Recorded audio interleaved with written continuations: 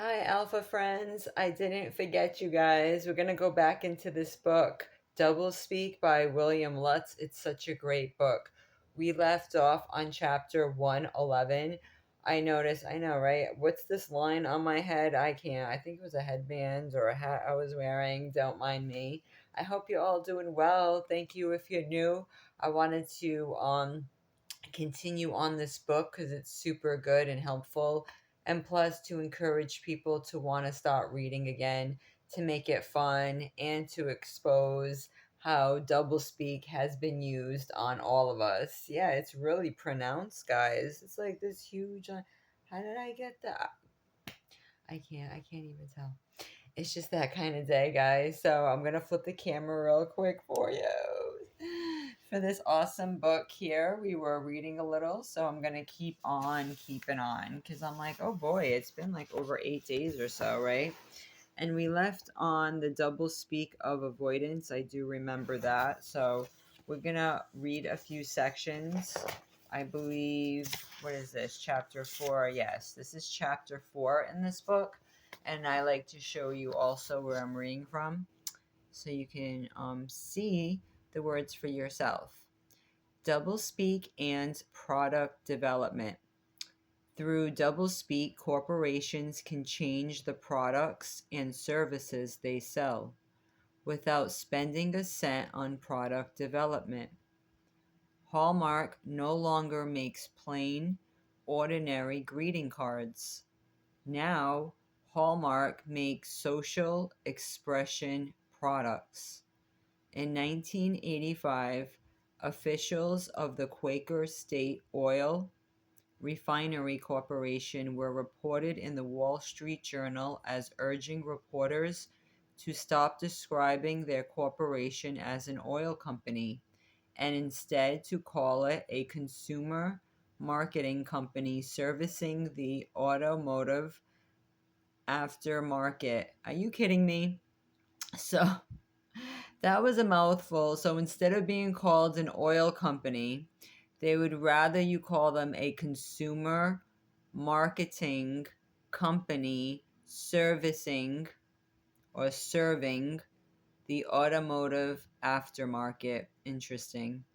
Once upon a time, North American Van Lines was a moving company, but in 1988 it became North American Relocation Services.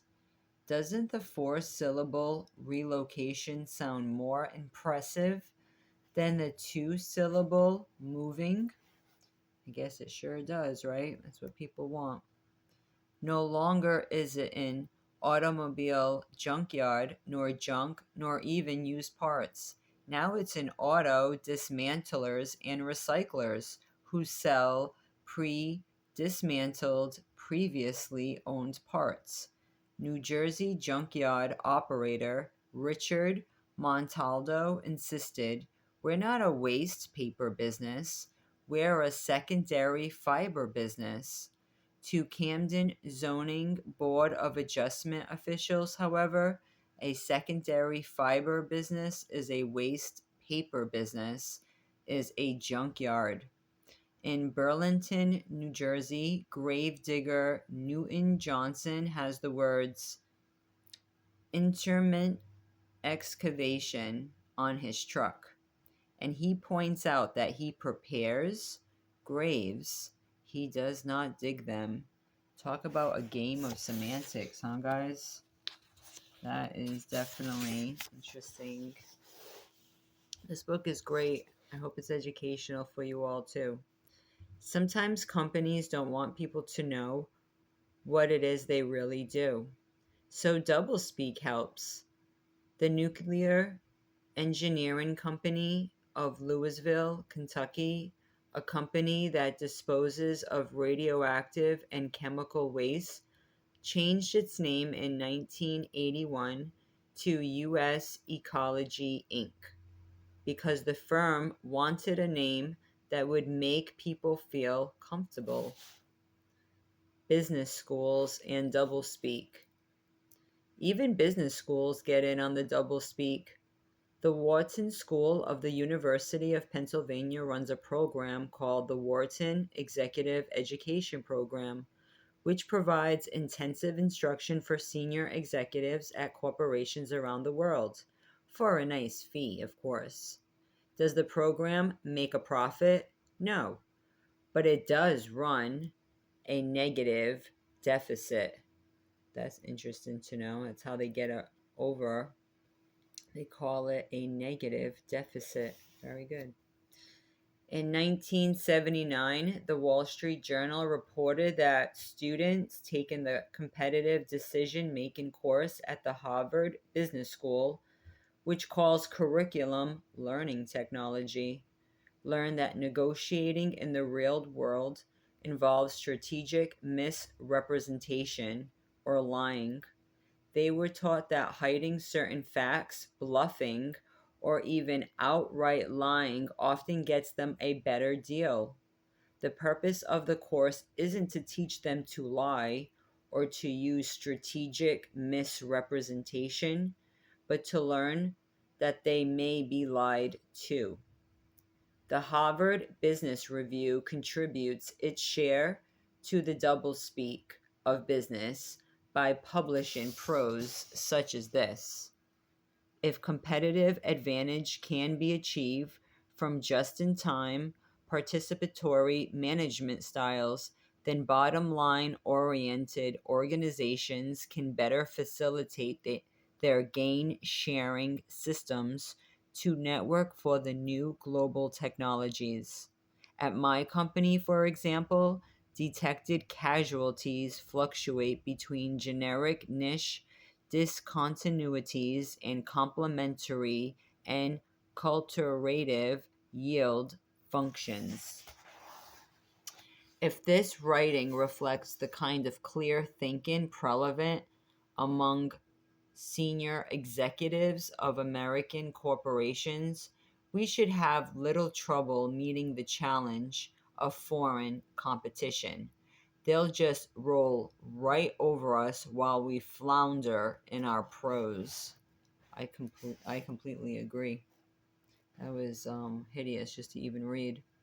The doublespeak of job titles. This one should be fun. As H. L. Mencken noted in his classic work, The American Language, Americans are always trying to make their jobs sound more dignified, more important, more prestigious, more complicated than they really are. Both employers and employees cooperating in creating doublespeak to describe name or classify jobs. New doublespeak terms for jobs are created faster than you can keep up with them. Janitors, of course, are no longer called janitors. They're custodians or building superintendents. Going a step further, these days hospitals have environmental technicians who work for the Environmental Services Department. The person in the office at the hospital who takes care of the patient's insurance forms is called the Director of Patient Financial Account Analysis. Car salesmen are now called new car accountants, while automobile mechanics are called automotive internists. Some gas stations even employ petroleum transfer engineers. Bars now have doormen or entertainment coordinators, not bouncers, while the doorman is an apartment building is called an access controller. Bodyguards are called personal protection specialists and work for an executive protection agency. Guards in department stores are called loss prevention specialists, while guards in other businesses are called protective service workers. Even night watchmen are called night entry supervisors.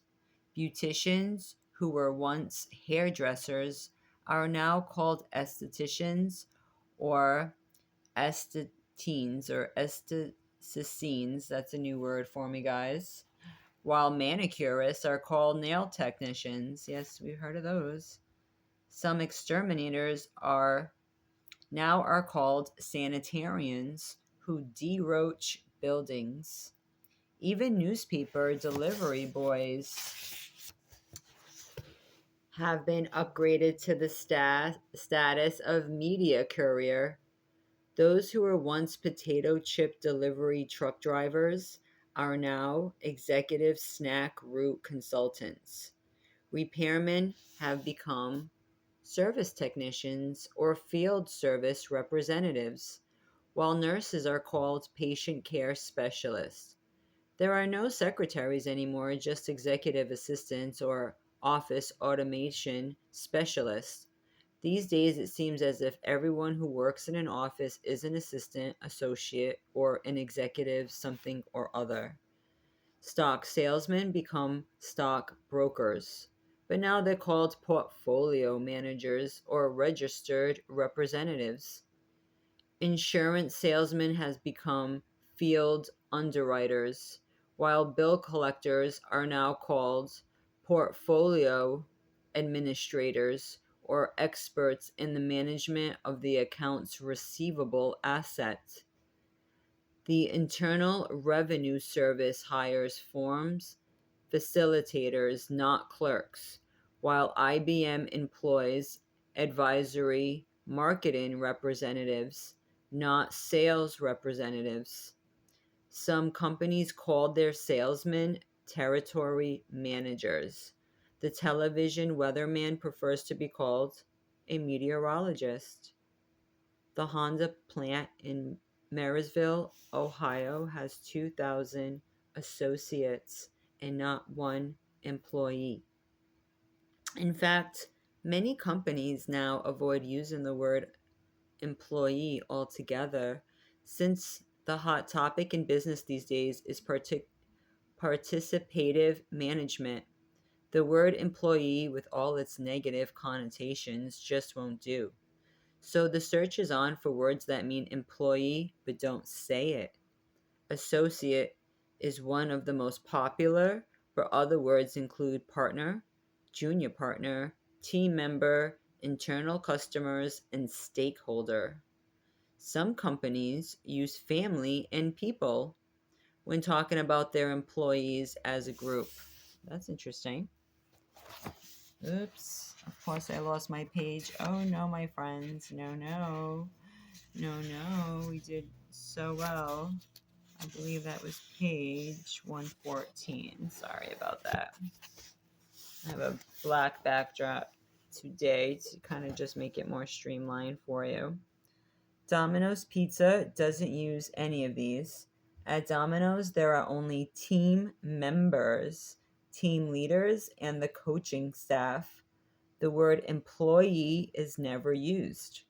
Domino's is organized into 30, I'm sorry, is organized into 30 commissaries, each of which consists of a plant, warehouse, and distribution system. Interesting, guys. So we're going to leave it on that because that was definitely a mouthful. But this paragraph especially has me thinking, especially on my Dia Dash channel, my primary channel. I do talk a little bit about fair debt collection practices and what's really going on when you give them your personal details, aka your SS number, and that actually becomes an asset on their books, but you didn't get any compensation for that. And bills are not exactly what we thought they were. So really deep that it's even in this book, guys. I'm definitely going to highlight that.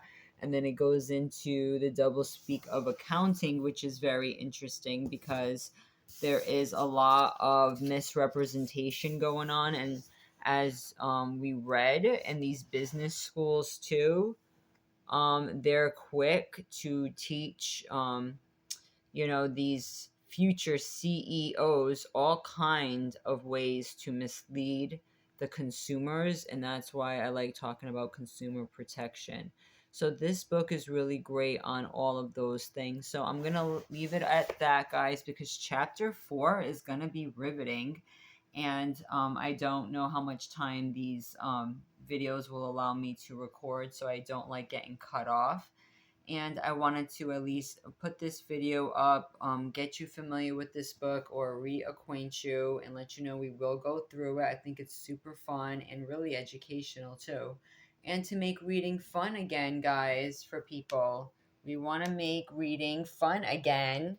And I want you guys to learn that you can have fun on your own. You don't always have to be out, actually being in a quiet place. And my favorite place to be was, going to a library. I really used to love doing that. Call me a nerd, that's fine, I'll be that super nerd.